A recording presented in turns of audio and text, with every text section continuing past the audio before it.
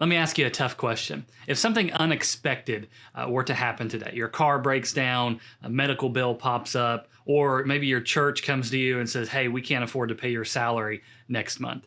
Would you be financially prepared to handle that kind of news? Now, if that kind of question makes you a little bit uncomfortable, you're not alone. Most pastors live paycheck to paycheck. They're constantly feeling that financial squeeze, and they love ministry, they serve faithfully, but when it comes to money, they're struggling. And it's not because they aren't working hard or because they're not called and God's not going to provide for them. It's really because of one core mistake that they stay broke. And in this video, I'm going to show you exactly what I think that mistake is, and more importantly, how to fix it so that you can build financial security without sacrificing your ministry. So let's get into it. Here's a hard truth.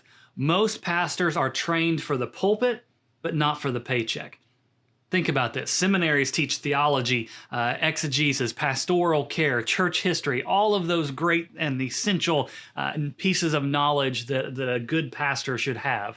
But they don't really do a good job of teaching you about budgeting, about investing, about wealth building, and managing resources well. So pastors enter into ministry with a servant's heart, but no real financial strategy for their lives or for their churches.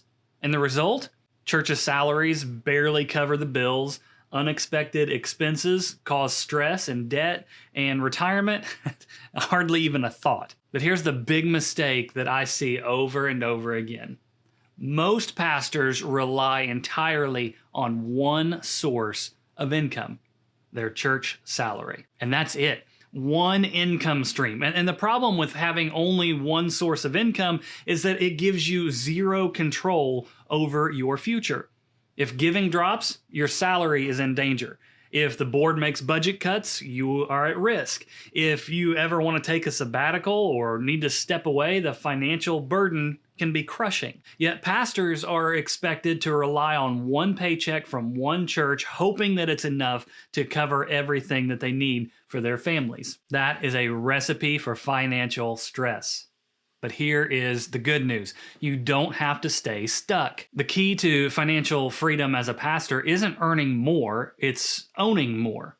So let me say that again. It's not about making a bigger paycheck. It's about building income streams that you can control. Pastors often say, I don't have time for another job. And that's good. You shouldn't need another job unless you just want to have that or you're called to a co-vocational or bivocational type of a setting.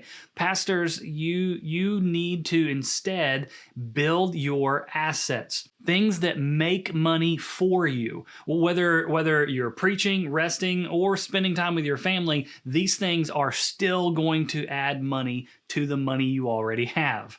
One of the easiest and most effective ways of doing this, I believe, is through investing. Now, before you say, I don't know anything about investing, I want you to hear me out here. Investing isn't about gambling on stocks or trying to get rich overnight. Right? There's plenty of YouTube videos out there on those things, and it's all a bunch of noise and a complete waste of time and frankly, ungodly and unbiblical for us to pursue those type of endeavors. Instead, it's about using wisdom to make money work for you, just like Jesus talked about in the parable of the talents.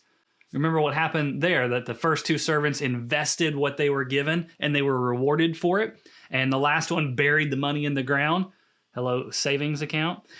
And he lost everything. And he was in a bad way with the person who had given him the money, right? Most pastors today just simply bury their money. They put it into a savings account thinking that they're doing a good job because they're getting interest on that account.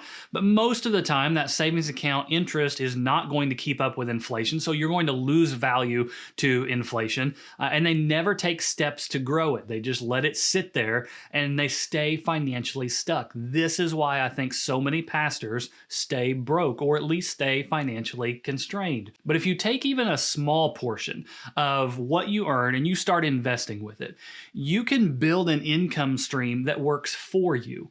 one that grows over time and provides stability no matter what happens in your ministry context. Let's make this simple. Imagine that you put away just $100 a month into a basic stock index fund like the S&P 500. Historically, the market grows 8 to 10% per year. That means over time, your $100 a month will turn into thousands. In 10 years, that's over 18 grand that you have amassed in a decade's worth of time just from setting aside $100 a month.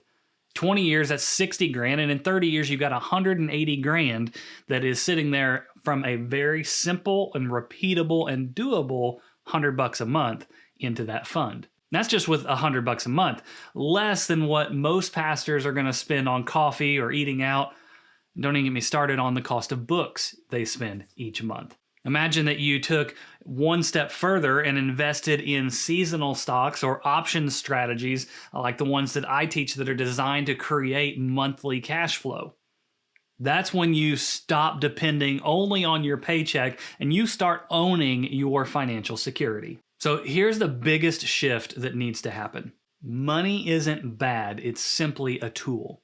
So many pastors feel guilty about making money because they've been taught that poverty equals holiness for some reason. And that's simply not found anywhere in the pages of Scripture. God does not call his people to be financially stressed, worried, or burdened. He calls us to be faithful with what he has given us and to exercise wisdom over those resources. And wisdom with money means providing for your family without all of that stress. It means building a financial foundation that lasts for a long, long time. And it means having the freedom to be generous and to give more. When you invest wisely, you're not just securing your future, you're setting up resources for your family, for your ministry, or your community. Because who's in a better position to bless others?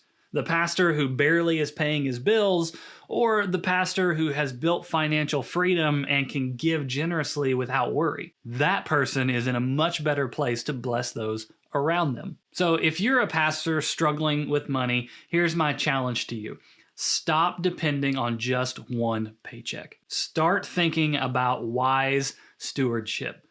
Even if you start with $50 or $100 a month, begin investing in your future. Look for ways to create some passive income. And it doesn't have to be investing. That just happens to be my area that I am in. But there are many, many other ways that you can learn how to create some sort of semi-passive income that allows you to continue focusing on ministry while diversifying your sources of income.